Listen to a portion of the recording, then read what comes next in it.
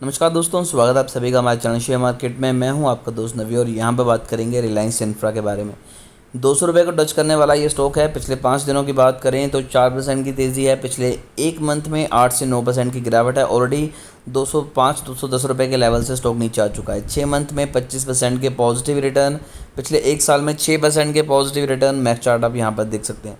अब इस पे वीडियो बनाने का मेन मकसद क्या है, क्योंकि ये स्टॉक भी 10 रुपये 12 रुपये के पास था टाटा पावर की तरह, लेकिन टाटा पावर ने अच्छे रिटर्न दिए। सेम चीज़ यहाँ पर भी हमें दिखाई दी। अब यहाँ पर और ज़्यादा तेज़ी आपको दिखाई दे सकती है। ये स्टॉक को हमेशा से मेरा फेवरेट है और मैंने खुद यहाँ पर अच्छी खासी इन्वेस्टमेंट करके रखी है टाटा रिलायंस पावर के मुकाबले। रीज़न क्या है कि इनकी मार्केट कैप बड़ी है, पहला रीज़न ये है। दूसरा इनकी बुक वैल्यू को लेके मैंने इन्वेस्टमेंट काफ़ी ज़्यादा इंटरेस्टिंग रही थी। 265 रुपये के अराउंड बुक वैल्यू और स्टॉक ट्रेड कर रहा है 190 रुपये के अराउंड। अगर पहले की जब मेरी बाइंग की बात करें तो वो तो 100 रुपये से भी नीचे की है। तो उस लिहाज से देखा जाए तो अच्छे रिटर्न आपको अभी भी बनते हुए नज़र आ सकते हैं। Return on capital employed decent है इस स्टॉक के मुकाबले, और रिटर्न ऑन इक्विटी वाकई में काफ़ी ज़्यादा कम है, बट ये इंप्रूव हो सकता है। यहाँ पर कुछ चीज़ें ख़राब करने वाली भी हैं, उन्हें भी डिस्कस कर लेते हैं। सबसे बड़ी बात करते हैं प्रमोटर की। तो प्रमोटर की होल्डिंग जो है पिछले क्वार्टर के मुकाबले कम हुई है, लेकिन सबसे इंटरेस्टिंग चीज़ देखिए कि दिसंबर 2022 में प्रमोटर होल्डिंग कितनी थी, 4.56। अब कितनी है, 18.65। तो प्रमोटर को पता है कि मेरी कंपनी में कुछ बड़ा होने वाला है, क्योंकि अनिल अंबानी बेवकूफ़ नहीं है जो अपनी कंपनी में होल्डिंग बढ़ाएंगे। तो एक तो ये साइन है कि कंपनी बहुत जल्दी एक बड़ा प्रॉफिट निकालने वाली है। दूसरी बात, एफ की होल्डिंग 2020 में कितनी थी, 6.70। अब कितनी हो गई है, 13 के अराउंड।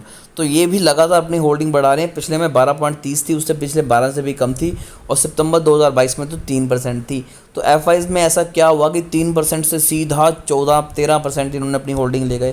तो ये भी चीज़ आपको समझनी चाहिए। उसके बाद पब्लिक की बात करें तो पब्लिक ने अपनी होल्डिंग कम ही की है, बट इसके बावजूद यहाँ पर इन्वेस्टमेंट हो रही है। फॉरेन इन्वेस्टर पैसा लगा रहा है और अपनी कंपनी के शेयर्स खुद ही अनिल अंबानी के द्वारा खरीदे जा रहे हैं। अब चलते हैं इसके टेक्निकल चार्ट्स पे भी। तो यहाँ पर टेक्निकल चार्ट्स पे भी अगर आते हैं तो काफ़ी ज़्यादा चीज़ें क्लियर हो जाएंगी। सबसे बड़ी बात ये है कि ये स्टॉक जो है ये लगातार एक जोन को फॉलो कर रहा है और एक अप ट्रेंड हमें दिखा रहा है बार बार सपोर्ट लेने के बाद।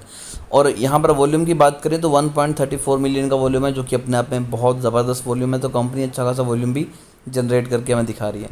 अब यहाँ पर मेन चीज़ क्या है कि लास्ट टाइम भी कहा था कि ये एक मेजर सपोर्ट का काम करेगा। स्टॉक ने सेम यहीं से सपोर्ट लिया और इस लेवल से सपोर्ट लेने के बाद स्टॉक ऊपर गया।